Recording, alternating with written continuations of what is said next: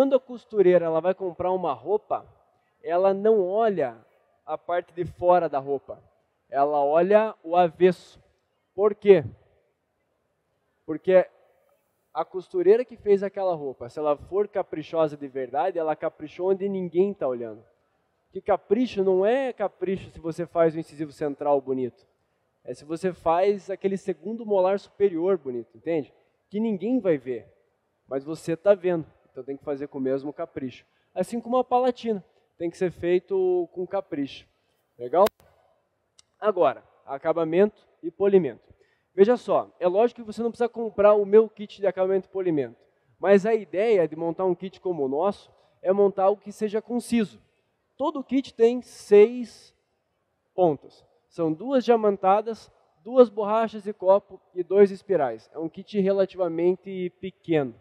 Nosso objetivo não é fazer com que você compre 200 borrachas e que nenhuma delas tenha serventia. A ideia é comprar o mínimo possível e fazer com que todas elas tenham uma função específica durante o teu acabamento e polimento. Beleza? Então veja só. O primeiro passo é separar os dentes. Preciso separar os dentes, concorda? Vai unir, eu preciso separar os dentes, concorda? Verdade. Depois disso, preciso utilizar uma tira de lixa. Eu gosto de usar a tira de lixa de metal, mas posso usar também de poliéster. Problema nenhum. Depois disso, eu vou trabalhar com borrachas ou discos de lixa. Qual que é a vantagem de eu trabalhar com borracha ou disco de lixa? Na borda incisal, o acerto da altura dos dentes. Faz sentido isso? Então, o primeiro passo, senta o paciente, disco de lixa na borda incisal, central, lateral e canino. Fechou o pacote? Vamos trabalhar com a ponta diamantada ou multilaminada. Particularmente, a broca que eu uso, ou a ponta diamantada que eu uso, é a que está no nosso kit. Chama-se 3195F. Tá? É uma ponta diamantada bastante fina e delicada. 3195 ela tem uma função bastante específica, que é o trabalho na vestibular. Depois disso, a gente pode trabalhar com a ponta diamantada 3118, também de tarja amarela, que é feita para acabamento. Ela funciona muito bem para o acabamento na palatina. Legal? Bom, veja só, na parte cervical, além de você tirar o excesso com a ponta diamantada 3195, eu consigo determinar o tamanho desse dente, entende? Consigo determinar o quanto ele se parece mais alto ou mais largo. Vou fazer uma pergunta para você, pode ser? Pode ser? Então tá bom. Qual dos 3 dentes aqui do lado direito ele é maior e qual é menor? Fale a verdade. Oi? O último é menor. Menor ou maior? Estou te perguntando. É isso aí, você descobriu o segredo. Todos os 3 dentes eles têm o mesmo tamanho. A diferença é que na cervical eu determinei como terço cervical, ou seja, um terço sombreado, maior ou menor. Faz sentido? Sim? Então, como é que eu determino isso? Com a ponta diamantada 3195F, que está no nosso kit. Legal? Como é que a gente vai fazer isso? Ângulo de 45 graus. Como é que eu sei que eu não tenho mais degrau na cervical? Eu vou trabalhar com uma sonda ou com um instrumento fino e vou buscar algum degrau. Se eu tiver degrau, quer dizer que tem excesso. Tem que trabalhar um pouco mais essa ponta diamantada ou essa ponta multilaminada. Legal? Muito bem. Agora, eu posso trabalhar como? Geralmente com a ponta sempre em movimento, tá vendo? A gente nunca para, ela sempre tem que trabalhar. De mesial para distal, de distal para mesial. Ela sempre tem que correr, entende? Sempre tem que correr, para você não criar o quê? Um buraco. Deixá-la sempre lisa e homogênea. Fizemos isso então. Agora a gente vai trabalhar a área de espelho e a área de fuga de luz. Então, de maneira geral, o nosso dente ele tem um tamanho real, que é o que está sendo desenhado em roxo. Legal? Em roxo, nós temos o tamanho real do dente, que sinceramente pouco importa. O que interessa para nós é o que está entre as linhas verdes. O que interessa para nós é o que está entre as linhas verdes. Entre uma linha verde e outra, eu tenho o que nós chamamos de área de espelho. Legal? E o que eu tenho entre a linha verde e o final do dente é o que nós chamamos de área de fuga de luz. Então, entre as duas linhas verdes, eu tenho a área de espelho. E entre a linha verde e o final do dente, eu tenho a área de fuga de luz. Veja, se eu tenho uma situação como essa aqui, como é que eu vou marcar? Como é que eu vou determinar o que é área de espelho e o que é área de fuga de luz? Eu vou trabalhar com uma lapiseira em 45 graus. Entende a ideia? Vou trabalhar com uma lapiseira em 45 graus, marcando o que é a área de espelho e o que é a área de fuga de luz. Fechado? 45 graus, área de espelho, área de fuga de luz. Depois, com uma mesma lapiseira, ou com uma lapiseira diferente, eu posso desenhar não a área de espelho onde ela está, mas onde eu quero que ela esteja. Que é diferente, né? Onde a aresta está e onde eu quero que ela esteja. Então, marquei as áreas de espelho, agora eu vou marcar aonde eu quero que a área de espelho fique, ou aonde a minha aresta fique. Como é que eu faço isso? De maneira geral, eu posso desenhar com a ponta, não mais com a base da lapiseira, mas com a ponta da lapiseira. Com a ponta da lapiseira, eu determino aonde eu quero que essas arestas estejam.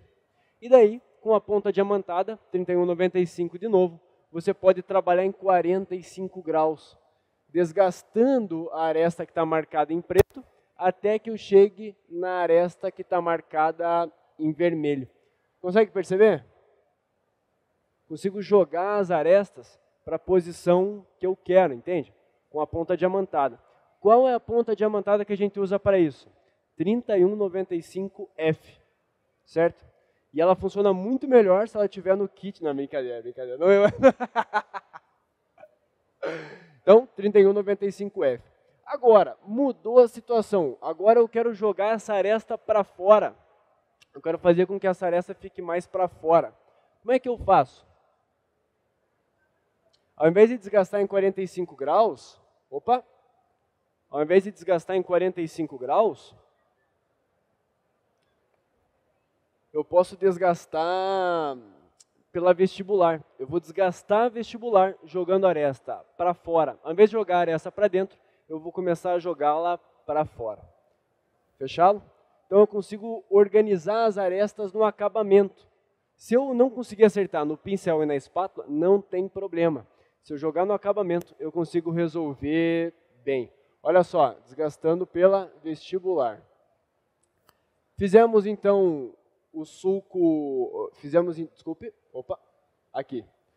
Perceberam que você tem ameias? Geralmente, né, tem dente que é muito quadrado, né, o paciente tem dente muito quadrado, não tem ameia, mas de maneira geral, nós temos ameias, não temos?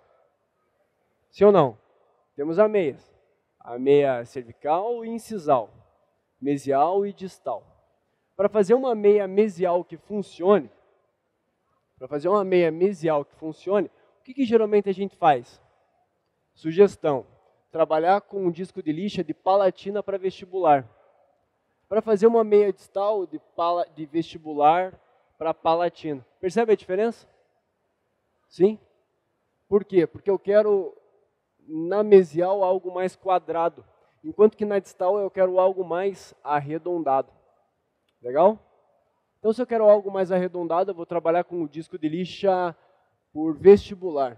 Enquanto que se eu quiser algo mais quadrado, eu vou trabalhar com o disco de lixa por palatina, criando um ângulo mais vivo.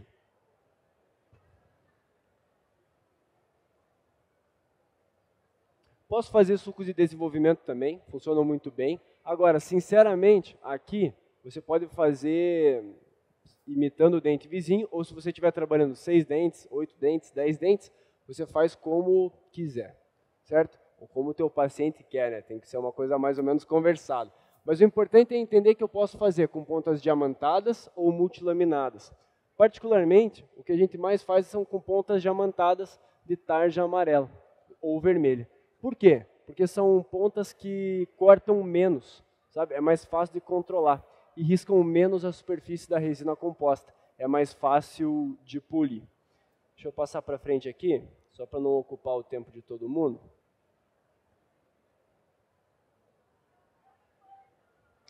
Agora, se vocês observarem o dente, vão perceber que o nosso dente ele geralmente é mais quadrado, não é? Quando você começa a usar muita ponta diamantada ou multilaminada, o nosso dente ele fica quadrado. Sim ou não?